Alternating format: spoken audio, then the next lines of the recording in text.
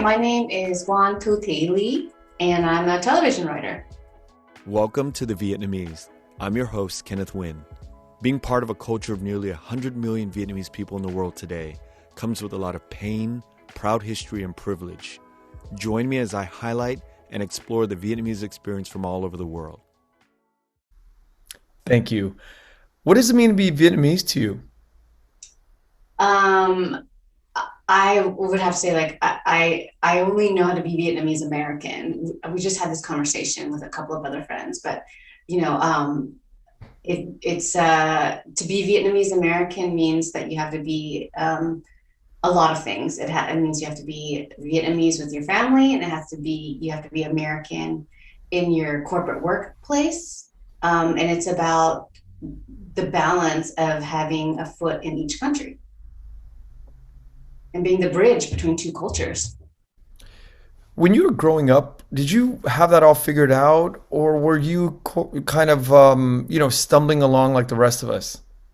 Oh my God, I had no idea what was going on, and I had no idea what my identity was.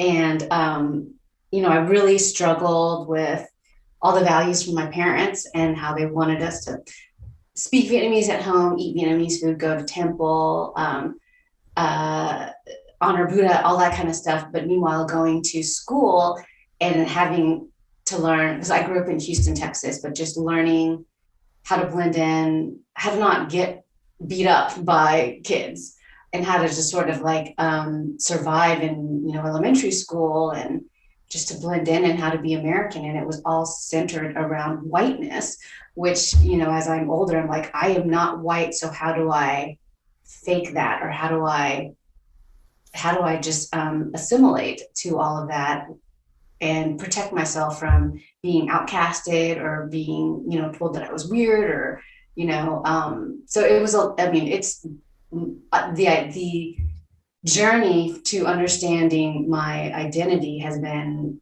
a very long process and is still ongoing. So wherever I go, it's like, anytime I enter a room and it's a social environment or even a work environment, it's like, okay, how do I fit into this construct of what's going on in this little microcosm? So yeah. You're like the seventh or eighth Houstonian Vietnamese woman that I know and I've met. I actually had dinner with two of them last night, and they were both talking about how Houston, and you just brought it up, like you said, fighting and get beat up. It seems like that's a thing. That's a theme coming out of Houston. Oh, Like the women are tougher, or the men are. I'm making a generalization, but Vietnamese women seem to have engaged in a little bit more fighting. Is what I've seen.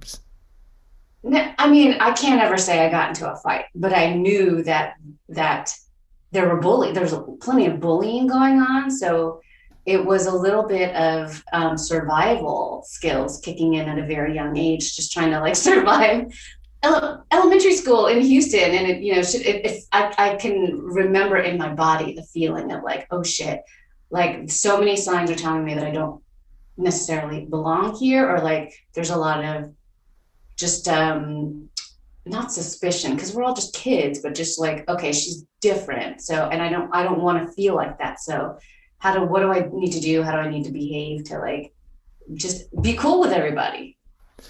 And when did you move out to LA?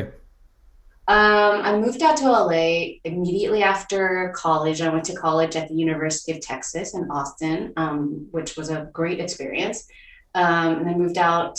I did a play my junior year that I was in college. I was invited to do a play at the Blank Theater in West Hollywood. And that was my first exposure to Asian American artists and Asian American, acting community. So I did this play that I wrote when I was a junior in college in Austin, and they cast Latinos to be in my play, to play Vietnamese characters, because there were no Vietnamese, or there weren't even any Asian actors around the theater department at the time. So I was like, okay, that's interesting. And then come out to LA, and I do this play, and it was a full Asian cast. And it was the first time I was like, oh my gosh, there's like, I could actually get Asian actors to be in my play. And they were super cool. And like, I didn't know anything, Ken, about LA or Hollywood or anything like that. And they basically sat me down and they were like, well, you know, what are you going to do after college? And I thought I was going to like go to New York and be a playwright, but they were like, you can come out here and work in TV, you can work in film, you can, you know, learn what that is. And there's a community here, and, you know, there's a lot of actors in the community, and we need more writers. And so I was like, oh, okay, cool. So basically that play and that cast, you know, I moved out to LA after I graduated from college, and I got to sleep on the sofas of a lot of the actors in that who were cast in that play. So they helped take me out to LA, and really, like, I'm so grateful for them because they like changed the course of my life. What year was that? I want to say that was 1999. Oh wow, that's so early. Yeah. I always thought you were a later transplant, like whenever we met, you know, when which is like 2010 or 2012 or Yes. something. But 99 is very early. I mean, that's It was really early to get a start in TV. And I feel like, um, you know, Asian writers who want to do TV and film who are coming out, you know, to LA to pursue all that in like 2010, 2015, it's a much easier journey for them. I had a very slow learning curve. Like it took me a while to figure everything out because there just wasn't a lot of opportunity back then. And since then, the streamers have boomed. And so there's way more opportunities for people to get their start in TV. But yeah, when I came out, it was like, there's no opportunity, and you have to be really, really good at what you do. And you have to be really, really lucky and, you know, fall in with the right people to get these opportunities. now this all makes sense because, you know, when I talk to my friends about you and you know, there's so much accolades and, you know, the amount you're such a prolific writer and one of the top in the Vietnamese community.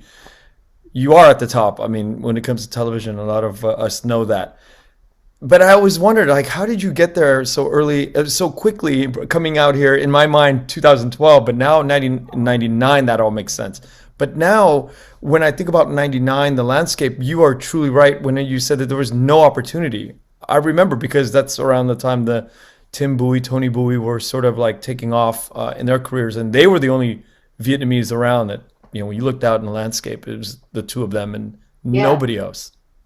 Yeah. I knew of them, and I knew of one executive who worked at NBC at the time, Quan Phang.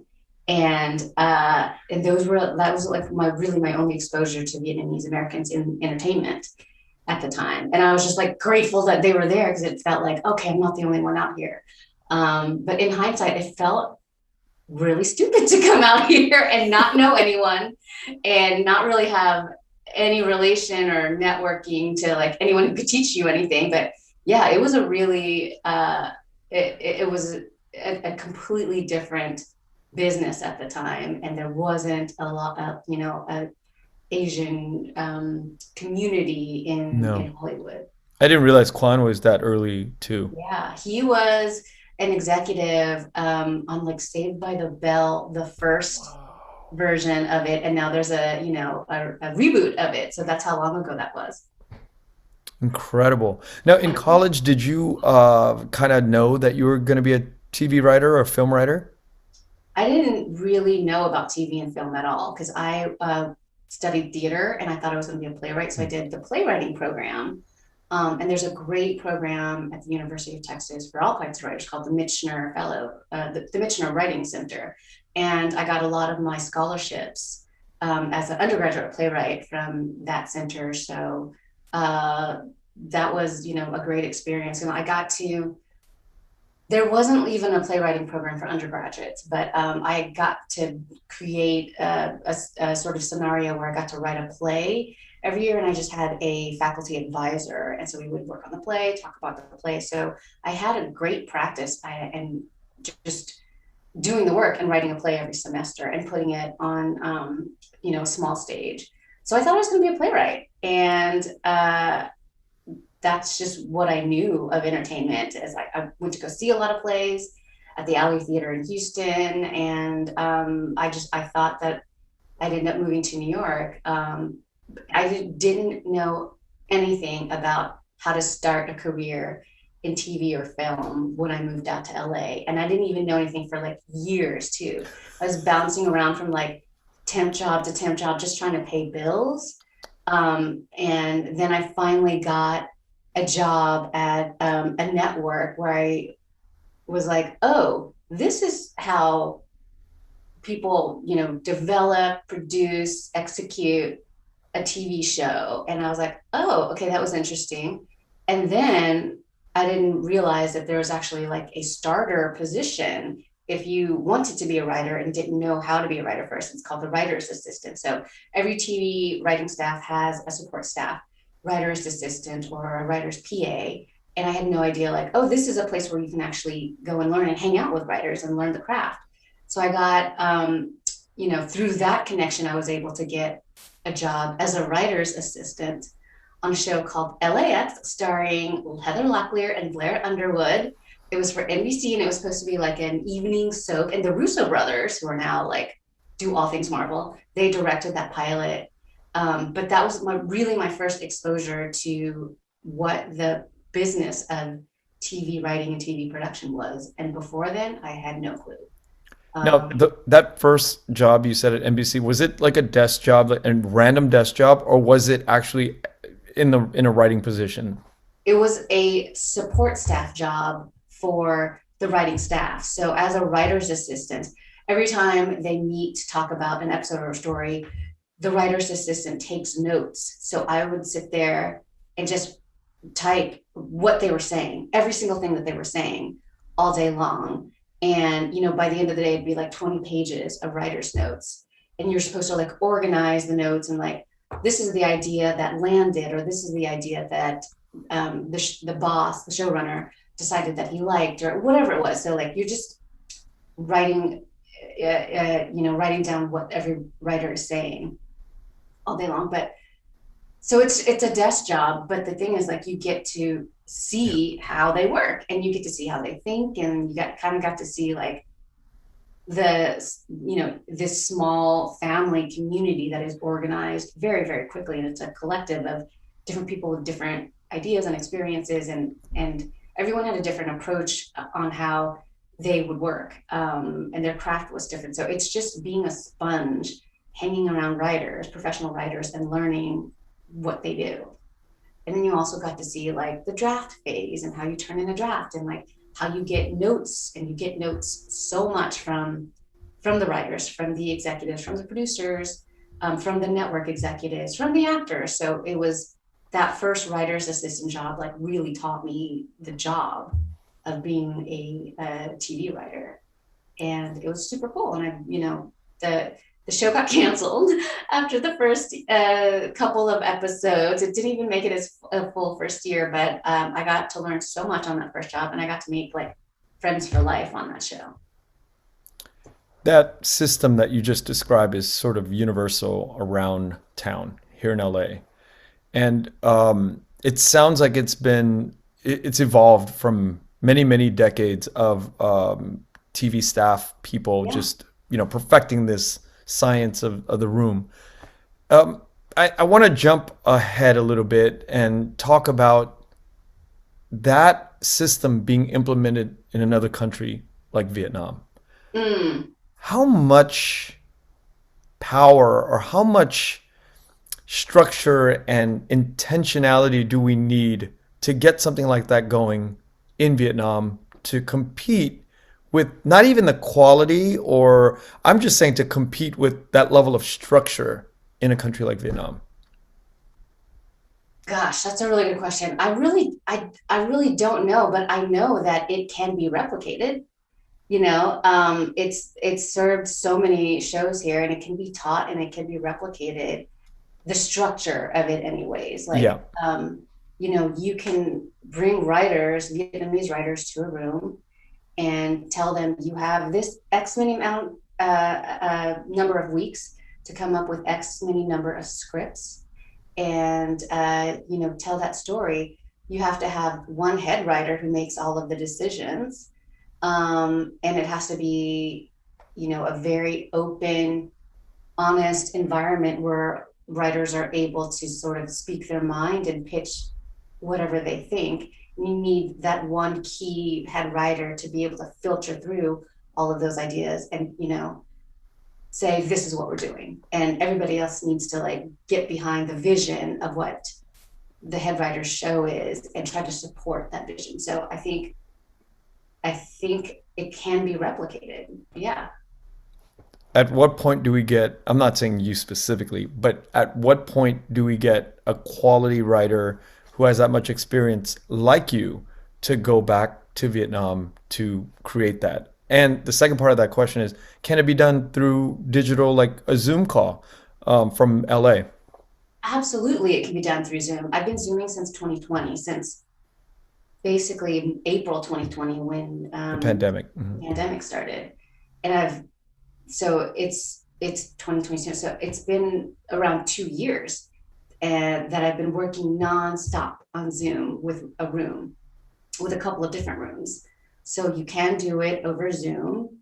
There's so much about room stuff and room culture it's really hard to teach. You kind of just have to do it and to be exposed to it. But writers are sensitive, and if you pitch a bad idea, you don't want a writer to feel bad for pitching a bad idea, or like nobody else understands your idea. So you have to create the most safe cocoon of an environment for all of the writers to feel like their voice is valid and that their ideas are good.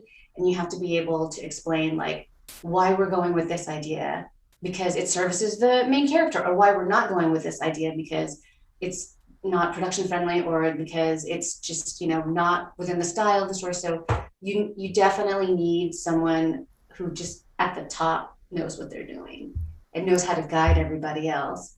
And I've been in a couple of rooms where it gets hairy because it's toxic, because personalities don't gel, and it's the worst creative environment ever. And you want to protect every room from that. I just think if you're trying to replicate what's happening in Hollywood, I think it can totally be done. But I think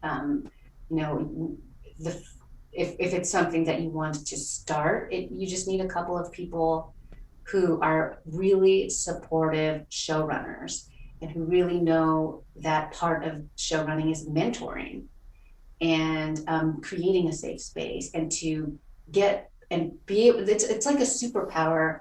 The showrunners who I've worked with have done as well, to be able to pull out the best strengths of every writer, to be able to like say, how can that writer help the show and help me execute my vision? So it's totally doable. There's a plethora of questions for me that I've prepared in terms of like, what constitutes a good writer and yada, yada, yada. But before that, these questions pop into my mind. How do you get rid of a bad writer or a bad fit? These toxic rooms have a person that is not quite suited to be in that team. Like, how do they get rid of those people? It has to be done quickly. If you, nobody wants to work with a toxic personality anywhere.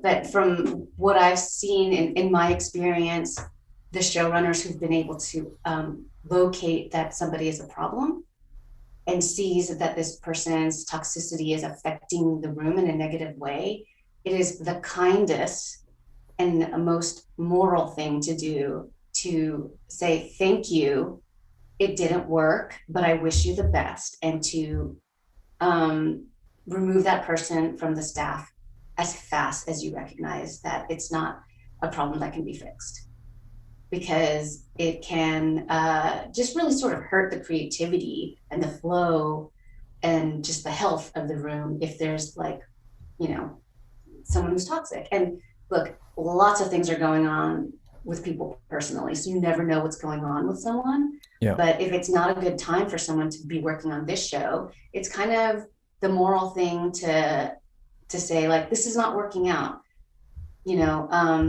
I wish you the best. And maybe that gives them the opportunity to go work out what's going on with them. That's making them bring the toxicity to the show. Like, you just don't know what's going on with your coworkers and their personal life, especially, the past couple of years. So I'm going to make a funny analogy. When I think of like an MMA fighter, I think of jujitsu, I think of like the ground grappling game, I think of like striking. There's so many of these aspects in a modern writer. Like when I think of a modern writer probably having so many levels and so many different tools in their tool bags, like an MMA fighter. Today, what are some of those things? What are some of those tools that young writers need to develop before they get to a room? You look for like just passion and point of view.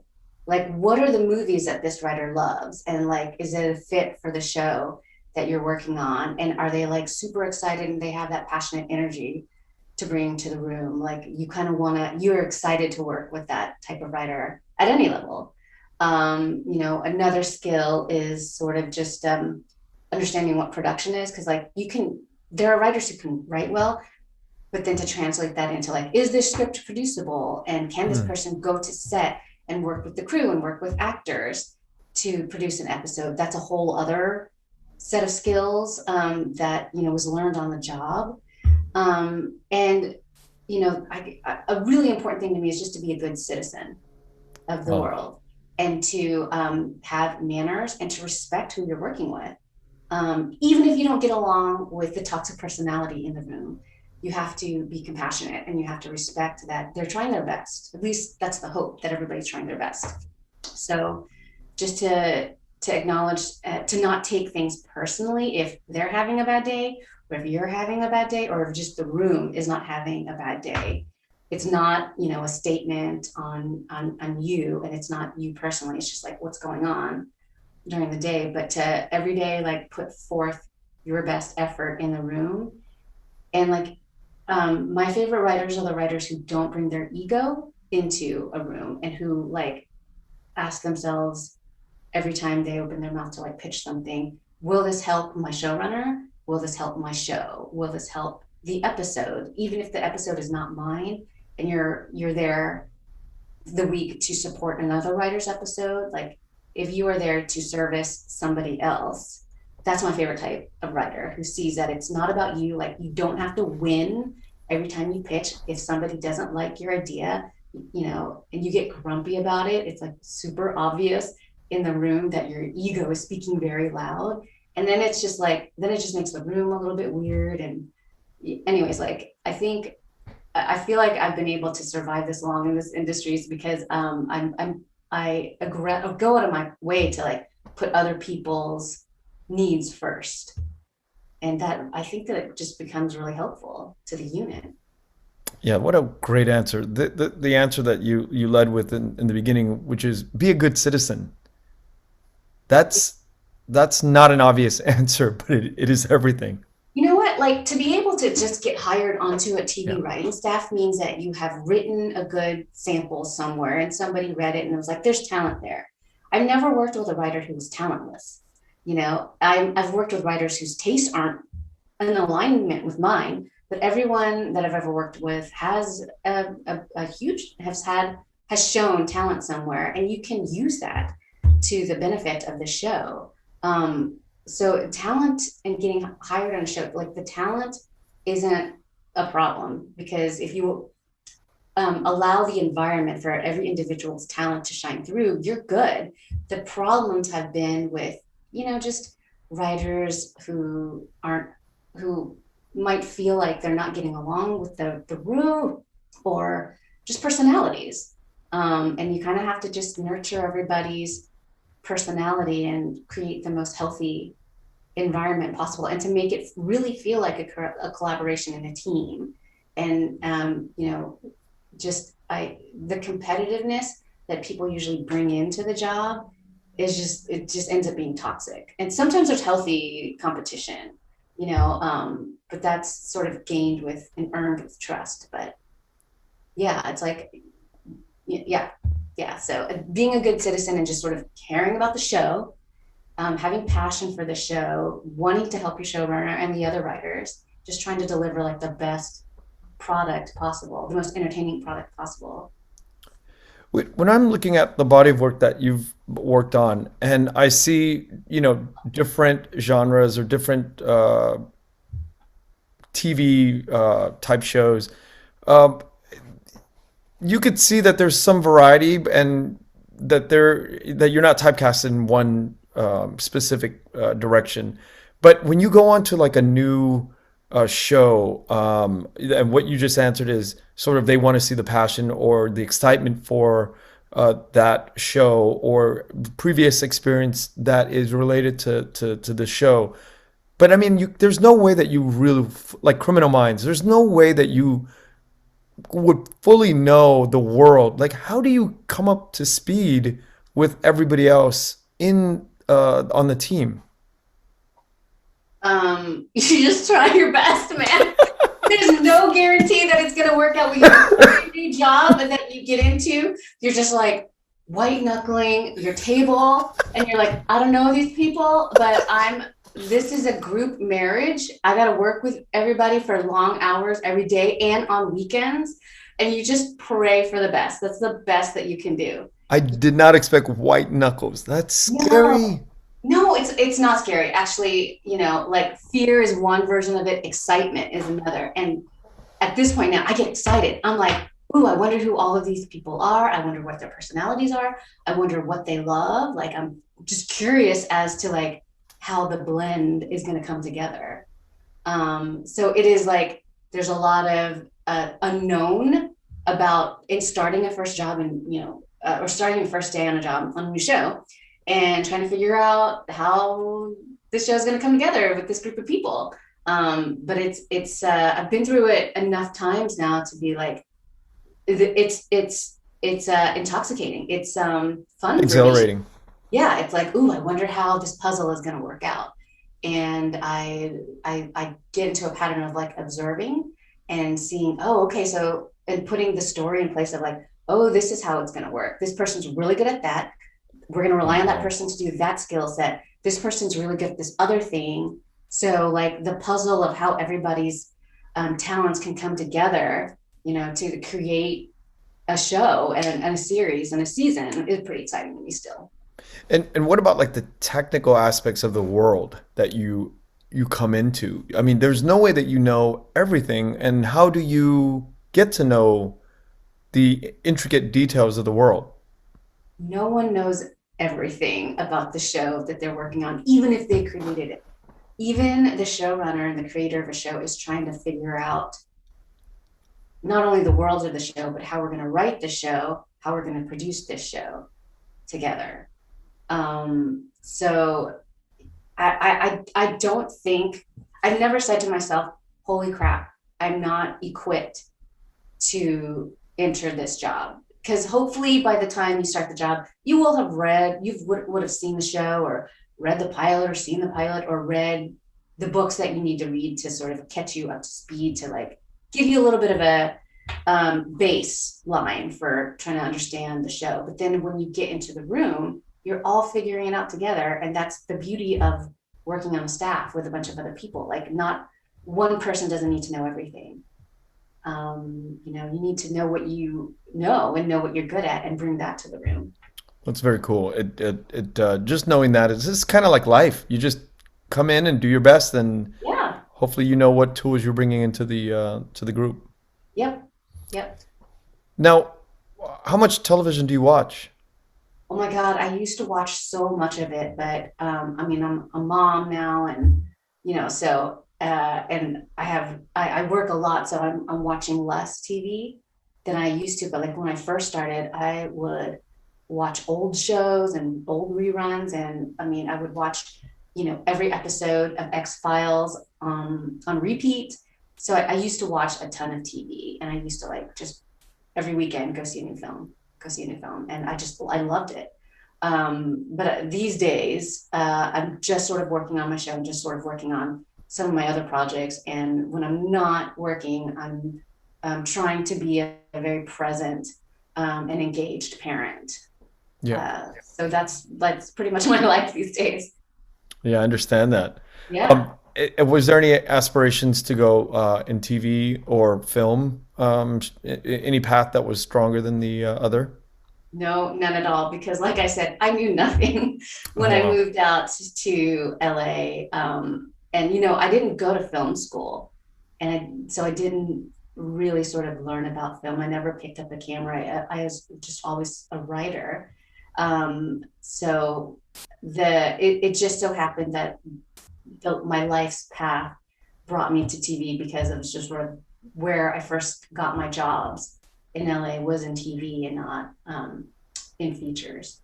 Yeah, and it's strange to say it today, but at one point, all the film kids were like, "I'm never going to TV. It's all about film." Like Yeah. everybody Yeah. was Yeah. Yeah. Yeah.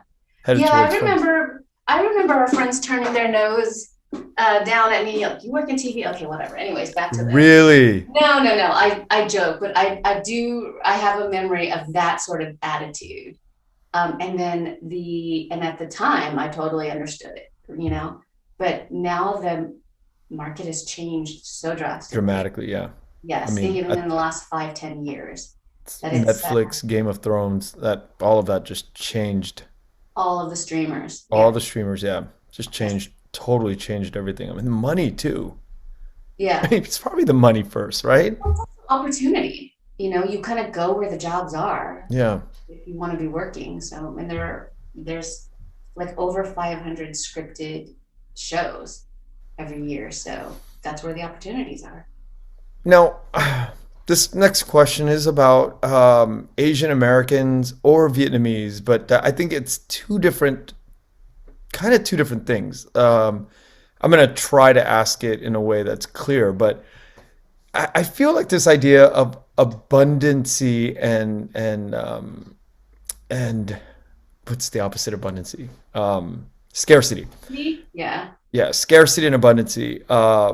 Within the within the Vietnamese ranks, years past was, we were a little bit living, I can't speak for everybody's experience, but for me, we were a bit living in the scarcity throughout, even in my business life or film or entertainment, whatever. There's this little bit of scarcity where we're kind of like not really abundant with the way we hand off our contacts or introductions. Bao Nguyen is very good at being generous with that kind of stuff, and that's a new generation. But do you find that it's changed? I, I don't know the answer to that question because there weren't, I didn't find other Vietnamese Americans who worked in TV before me. So, maybe there wasn't even an opportunity to be scarce or to be abundant at the time because I was just sort of on my own island for so long. But nowadays, I'm older now and I have a lot more experience. So I'm kind of the senior writer um, uh, in certain circles. And if anyone was like, "Can I have 10 minutes with you? Can I have a Zoom with you?" I'm like, "Yes, please. Let me share with you everything that I didn't know when I first got here. Let me like give you shortcuts so that it doesn't take you so long to start your career." Because it took me a while. There are so many different writing programs and directing programs out there that there's like a database of people who can direct you on like where you can go to a program just to get education and just to get practice. There's a lot more resources for people who want to start in the business now than there was when I started. But So what are the criterias of you making that introduction, or you saying, "Hey, I'll give you 10 minutes on a Zoom," or whatnot? I zoom I zoom with a lot of Vietnamese American writers and just writers who are starting out all the time. And it's usually through someone who knows someone. And I'm always like, yes, I will give you my time because it's, I got nieces and nephews and I got a kid. So I want them to be able to have the opportunity to create content so that they see their faces in Yeah. stories. So I'm like invested in that and I want all that. So, you know, I'm always kind of open and I'm always just doing Zooms for writers who are sort of just starting out. The theater company that did my play, I work with them every year, and it's a young playwrights festival, but I always take that group of playwrights who are finalists in this sort of play festival, and I take them to the show that I'm working on, Wow. or I give them my phone number and my email. So I'm like, if you have any questions and you want to come to LA and you want to really learn about TV and get into TV, call me. So um, um, the flow, there's a constant flow and stream of mentoring or of like people calling for advice. So so that's my experience of it. Yeah. I can't speak to the scarcity from people who came before me, because there were no other people before me in the Vietnamese American community anyways. But when I reached out to people who were just in the community, I always found open doors. So it didn't feel to me like I was shut out for any particular reason. Where I asked for help showed up. So I can't really speak to like any sort of scarcity in that sense of like being generous with advice and networks and connection. Now, this might be a controversial question. Get glass ceilings, bamboo ceilings. Do you believe in that stuff, or do you believe like just do a kick-ass job and you're gonna get promoted and you're gonna get Well, work? it's not a question of whether I believe or not. It's there. I've seen it. It's definitely there. You can't work your way past like any of that. Like you can't like just go, grind as hard as you can and you'll get to where you need to go. I mean, I know that the glass ceiling or the bamboo ceiling exists. I'm not, I haven't had an experience where I've focused on that or have like really butted up against it, because I've only focused on myself and the work that I do. And I've worked consistently for a long time now. So I don't, But it's I might be naive to think this, but like when I'm not on a show, I'm developing other stuff, or I'm writing a pilot, or I'm writing a feature, and that always opens the door to a different opportunity. So I'm constantly working on a show, or for myself, or developing something, and that has always led me to a new job or a new opportunity. So I I know that the glass ceiling is there. I haven't been right under it and unable to break through yet. That may come very soon, and I might be jinxing myself, but it's that notion of the glass ceiling and the idea of scarcity isn't something that I am in conflict with, just because mm. like I've just worked and and I focus on the work. I can only control the quality of my work, so that's sort of like what I focus on. Yeah, I think I made a mistake by cutting you off because I think you were going to answer something about you've experienced something, and then I just cut you off because my brain was just no. No, I don't think so. Yeah, I can't remember what I was about to, if I was Yeah, going to say something yeah, there. I'm sorry about that. Hmm. Now, how different is theater writing and screenwriting? Oh my God, it's so different. um, if I was a successful playwright, I may never do TV or film, because in plays and in the theater world, the playwright is God.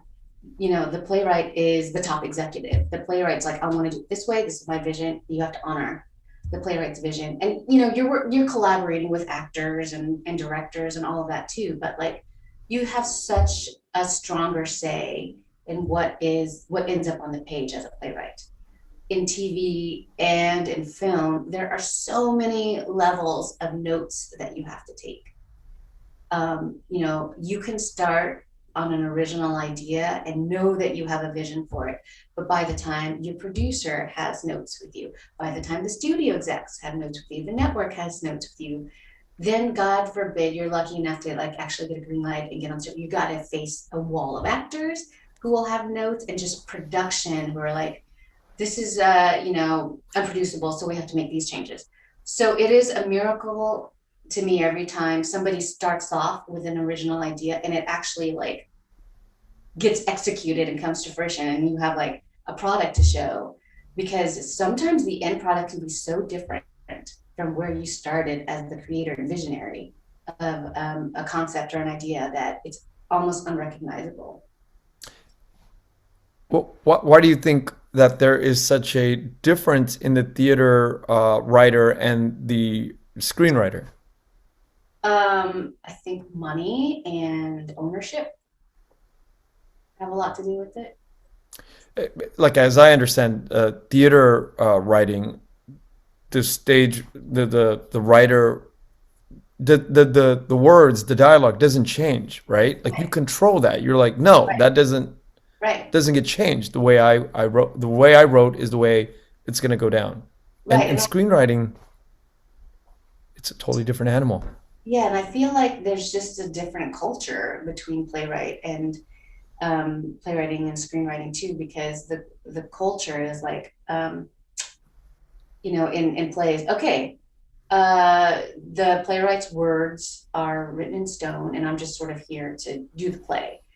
When you the culture in screenwriting is and TV writing is just so different, because so many people have a say, and you have to have that open channel for people to give you notes or to ask you about your script, and it's a lot of people's opinions you have to consider. It's a wonder, and it's amazing to me that the theater is still alive. I know. Yeah, right. I mean, why would you want to be a theater writer? It takes just the same amount of work, if not kind of more. No, No. theater is so magical in a different way than screen, because theater is live and you're like they're doing it, every night, and you can't call cut, and so there's the magic of that, but also like it's I think playwrights, like if you are the type of writer who just really wants your words to be honored on the page, then theater is where you should be going. But if you want to work in TV and film, you have to be able to collaborate, and you have to be able to consider everyone's opinions, because you have to, if you get notes from an executive, you have to execute it, unless you like reach a level of like success where you're just like, I'm not taking notes. But that's like, maybe three people that I can think of in history that have ever had that, that luck. So Yeah. Are you working on any features? I am. I don't know if I'm supposed to talk about it. Okay, we I don't have need to. I asked. just yeah. If you feel comfortable. Yes, I am working on a feature, and it is a bilingual Vietnamese American teen rom-com that is a adaptation of a book. That's So wonderful. And is this your first feature? it's the first. Well, what do you consider a first feature? Like, Yeah. I've written a bunch of features, none of them have ever been made.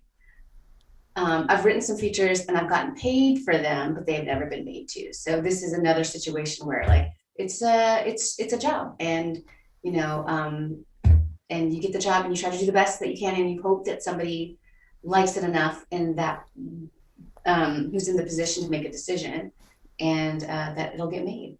Now, in your mind, is there a distinction with the prestige of getting a feature made, or it's all the same to you, whether TV gets made or. I don't know any better yet, because I don't have the experience of having a feature made. So I don't know. Like, I don't know what the sort of reward.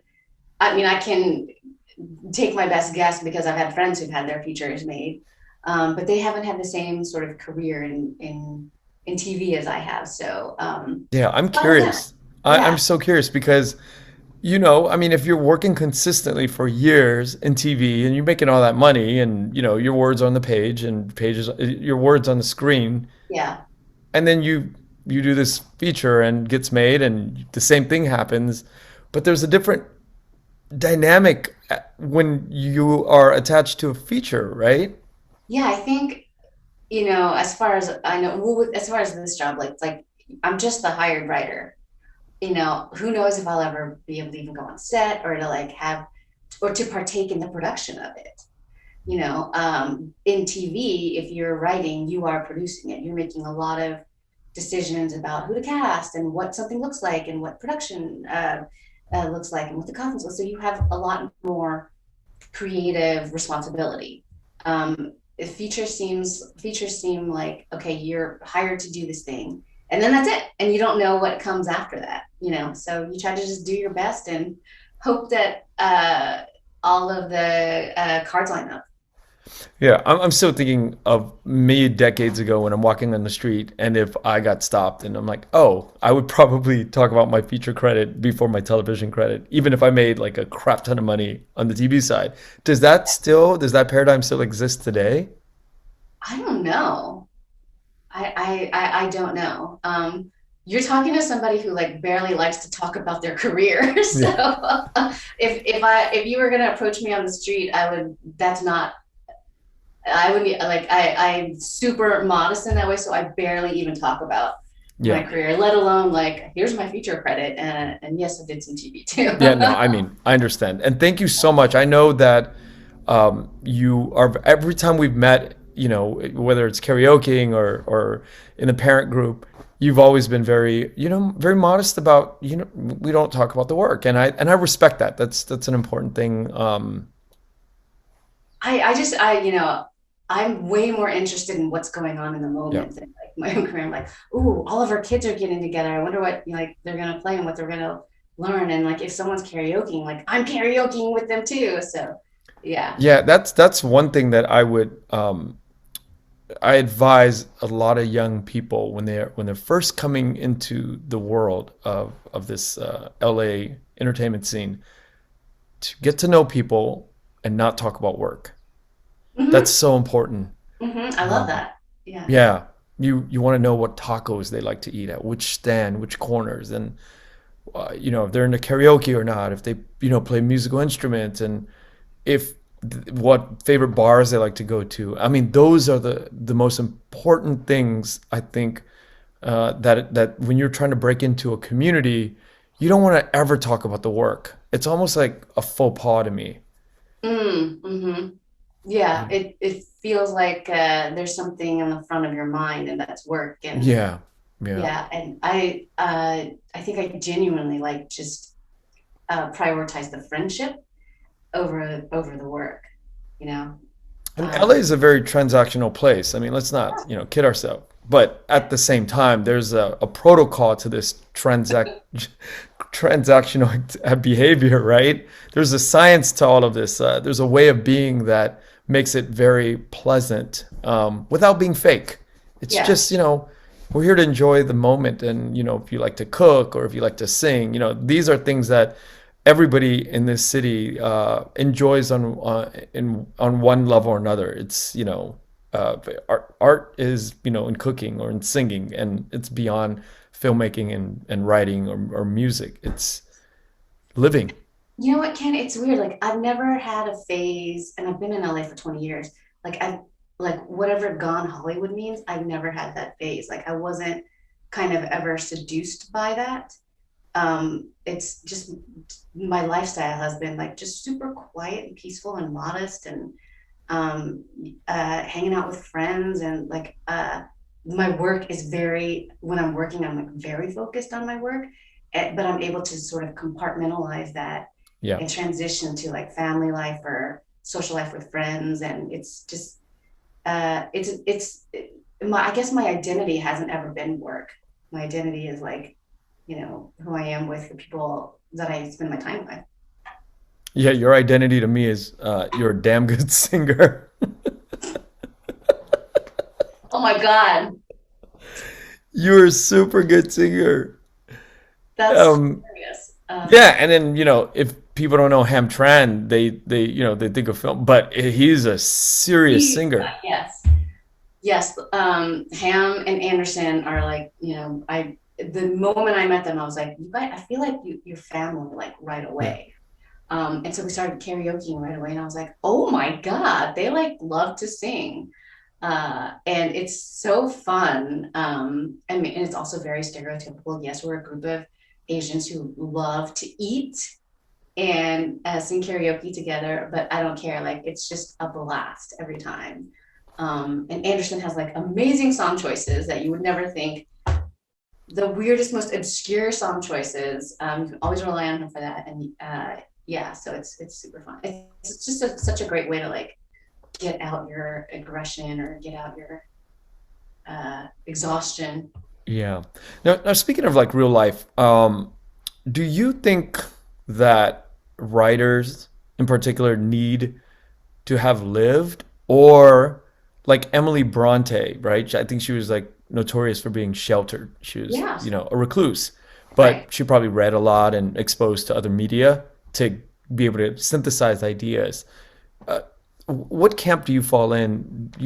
Fall in the let's go out and live a bunch and so we can go back and write, or you're in the middle, or do you like fuck it, you don't even need to go out and live, like you can just synthesize with the team of writers? Um, I think it always helps if you've had a life and you've had like full, rich life experiences, because so many great ideas can come from lived experiences and relational experiences. Some of the most interesting writers that I've worked with had like really rich lives outside of writing. Like they were a lawyer before, or they were a cop Yeah. before, or they volunteered at this place before. Or like their experience outside of just writing is so refreshing, and they bring that to the table. Um, so I think it helps, but I don't think anything is necessary. There are no rules to being Hmm. a good writer. I think anyone can be a good writer, whether you have experience or not. I think anyone, if they were sort of tapped into or channeled their creativity, they can write. Yeah. And what about living in LA, for anybody starting out in their career? I mean, do you have to move to LA? Do you find that that's a requirement?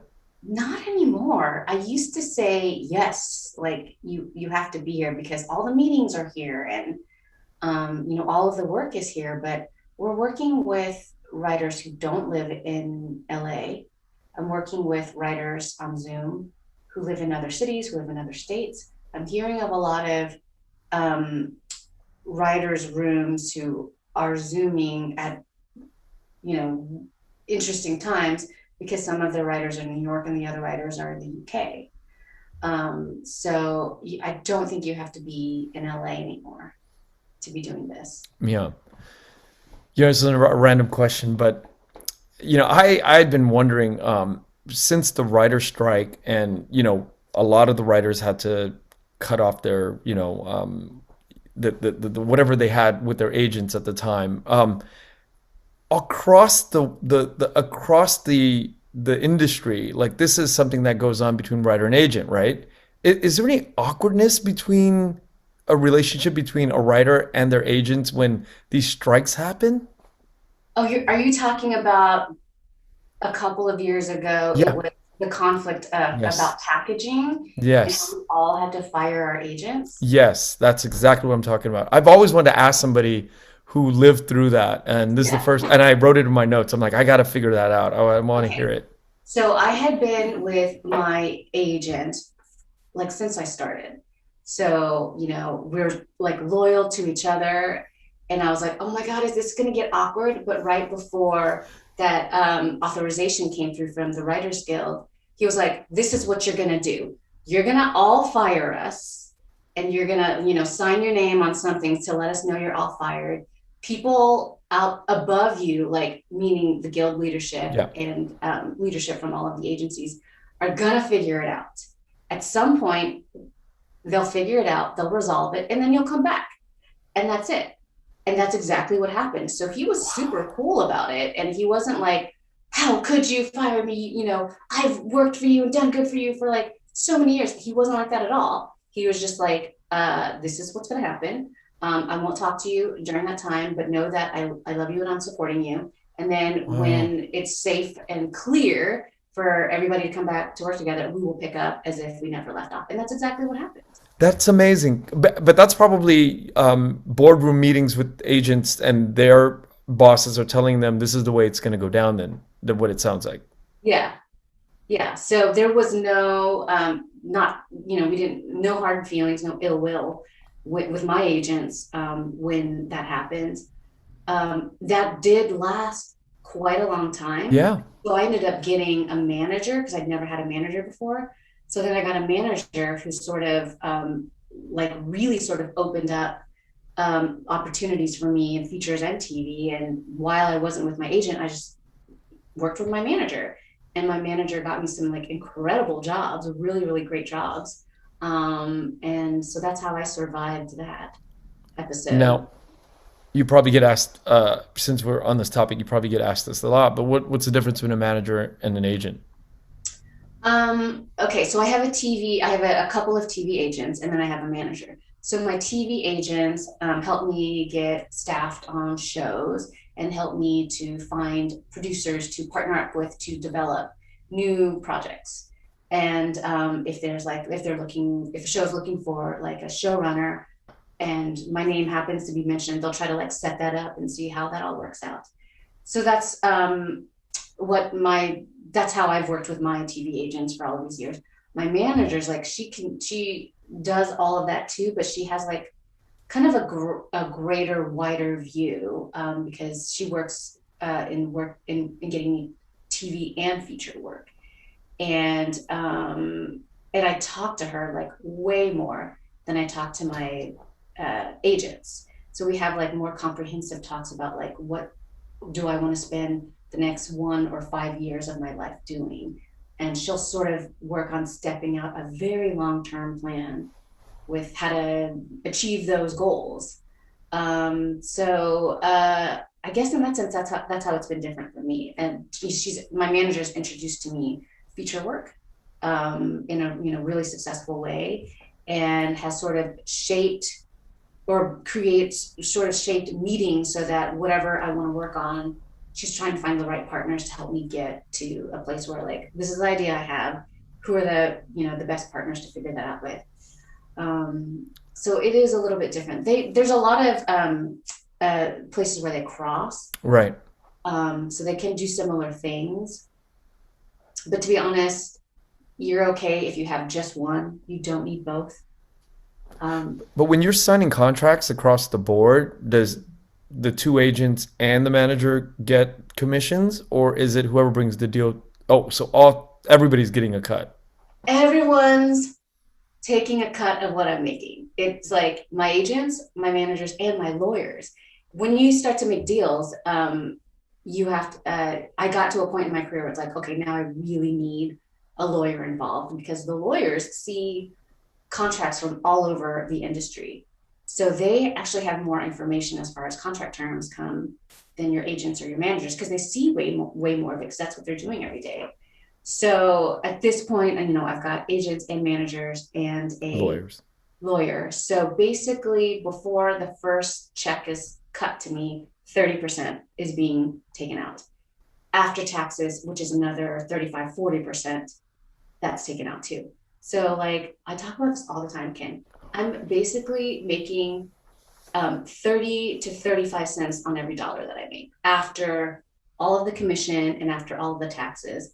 So at any time, people are talking about like, oh my gosh, those TV writers out in LA, they're making so much money. Yes, we are making so much money, but the costs are so much higher too. Or the chunk that is taken out of our paychecks is pretty high too. I'm not complaining at all. Does that beat you up though? On an emotional level when you think about it? No, because it would be so crippling to me emotionally that I would not be able to get out of bed and do the work that I need to do. So I really can't allow it to beat me up. I just kind of have to like keep going, And everybody's dealing with it too. Yeah. And I'll be honest, like they earn their commissions. Yep. They earn their commissions because it's really hard to get a job and to get the job that you want. So, I love my reps, and I think they earn every cent of it, and they work for it. So yeah. Have you been to Vietnam? Yes, a few times. And is it a recent trip in the last 5 years? I don't know. When was my last trip? My last trip might have been 10 years ago. Oh, wow. But like I graduated from college and I said to my mom and dad, please take me to Vietnam, please like show me where you came from. because I really had like a burning desire to understand them and to understand my roots. So my parents were great, and they took me out the summer after I graduated from college, and they took me to Vietnam, and I saw where my parents lived. And I got to visit my bà ngoại and go chú gì gạo. So I got to see, my parents' life before we all fled Vietnam as boat people. And it was a big eye-opening experience. Do you remember where they're from? I have to ask my mom. It's okay. I'm just wondering. I'm like, Mom, what district was Do your you old house? do you ever think about going to Vietnam to join in the the fight with us, To, making to do film and yeah, TV. film and TV? I tried once, I would love to. I tried once with Ham, and we were working on this comedy, and I really struggled with the translation of humor, from what my understanding of what humor is to Yeah. like what would work as humor in Vietnam, and it's a different beast, So I would love to.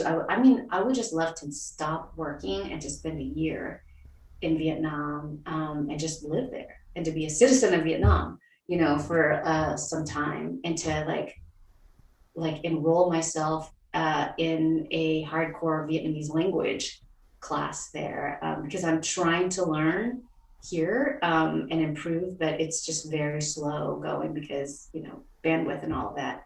But I would love to go to Vietnam and spend a lot of time there, and shoot there and film there, and get to know the Vietnamese filmmaking community there. Yeah.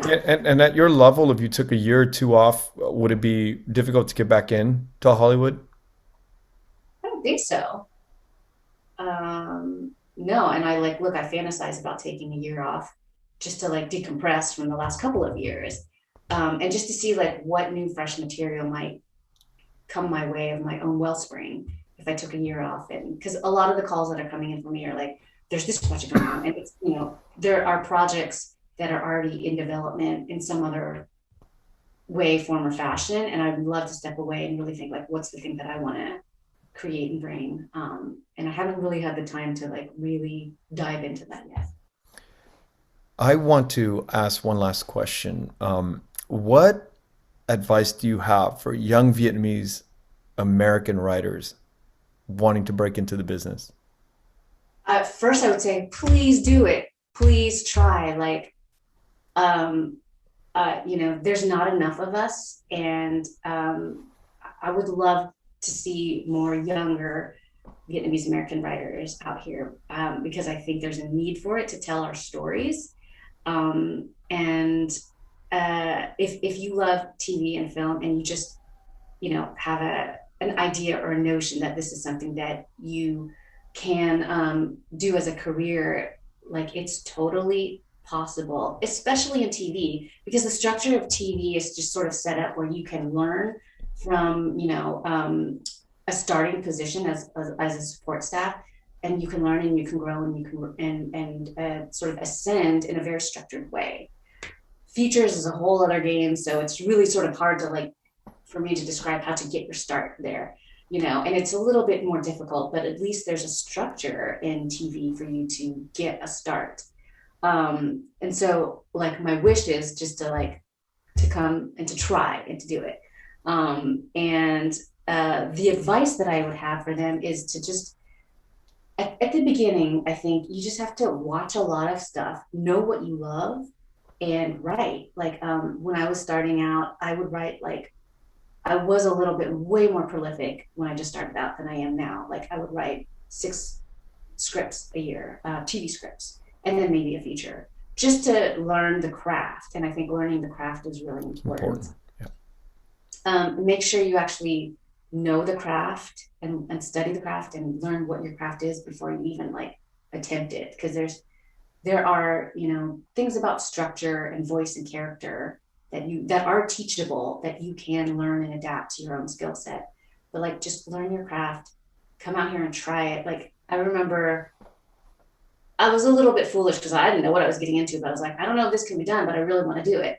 And at the time when I came out, like there wasn't a lot of support out there, but now there's like a lot more programs that are sponsored by the studios and the networks, and CAPE, which is an Asian American organization for professionals in the entertainment field.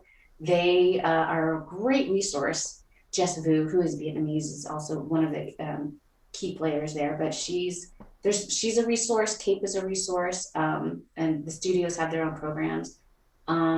So I hope that there's a lot more Vietnamese American writers coming out here and to try to direct, to try to write, to try to edit, to try to do costumes, just to fill out the world and all the very many jobs in TV and film. Yeah, shout out to Jess. She's very helpful. Yeah. There's so much Source. Yeah. good source. Yeah, she's helped out with so many people that I know that needs advice, whether it's acting or writing or producing, and she's made so much introductions to my group and vice versa. So shout out to Jess Fu. Shout out to Jess Vu. I just texted my mom. I was like, what was the district of your old house? And she was like, oh, are you talking about Harris County? And I'm like, no, in Saigon, in Ho Chi Minh City. What district did we live in? So I don't have an answer for you. Sorry. No, it's okay. Juan, thank you so much. As always, I learned so much today. And, I was coming in with a little bit trepidation because I was like, because, here's the thing. What somebody like you, after 2.5 decades of like going through it, you don't realize. Not 2.5 decades. I'm not that old. Let's just like less than 2 decades. What you don't realize is there's a sort of lore, there's a sort of reputation that really does precede you, and sometimes it doesn't need to be said, but you could see the sort of the reactions of members around, and I could perceive it because I'm in the thick of it, and it's a good reputation and a respected reputation, and I appreciate you coming on to share these things, and I hope that people recognize that all of this takes time and a lot of hard work, and you were gracious enough to share that with me today. And it's a little bit intimidating to know the history of somebody who comes on to my podcast, who is willing to open up and be so modest and humble. But the listeners, I don't think, will understand like the reputation that you have in the business. Yeah, I don't even see that, and I don't even understand that either. So I'm like, why would you have any trepidation? Because we've karaoke'd and meowed together, and we have had hot pot together. So yes, of course. But that's the thing, though. When we do those normal activities, we're just living. We're not doing, like this is like I consider this work for me is my professional work. This is how I want to continue living for the next 20 years of my life, is to sit and have conversations at a serious level with people who have treated their work seriously. So when I approach this, it's like I got to put my thinking cap on, and it's not like my karaoke cap. Yeah.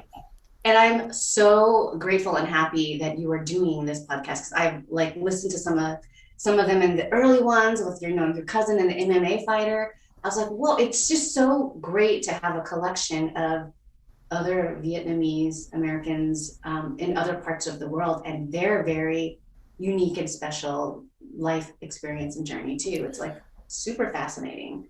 Thank you, and I hope that I am the first of like 100 of us Vietnamese podcasters, because I keep telling this to everybody: if there's more than one of me, if there's 10 of me, then we can be amplified a lot quicker. It's like exponentially quicker, if people like you create a podcast, and we can go on each other's shows. And right now I can't go on anybody's shows because there's just nobody else, and we need more of this. Yes. And thank you for coming on, and I hope that we could do this throughout the next 20 years of my life, much more, and talk about the feature that once it's all like up and running, and we can get back on and talk about that experience. Yeah, but I hope I don't mess it up, and I hope that we can come back and talk about it, because it would be a great project to talk about. I'm like super excited about it. Awesome, and I am too. Juan, thank you so much again. Okay. Okay. Thank you. Okay, talk to you Okay. soon. Okay. Bye. Thank you for listening to The Vietnamese with Kenneth Nguyen. The Vietnamese is produced by Brittany Tran. Special thanks to Jane Nguyen, Catherine Nguyen, Tina Pham, Sydney Jamie, and Christo Trin. Please find us on Instagram, Facebook, and TikTok at The Vietnamese Podcast. You can also find us on YouTube, where you can subscribe, like, and comment. Please rate and give us a review wherever you find our podcasts. Thanks again for listening.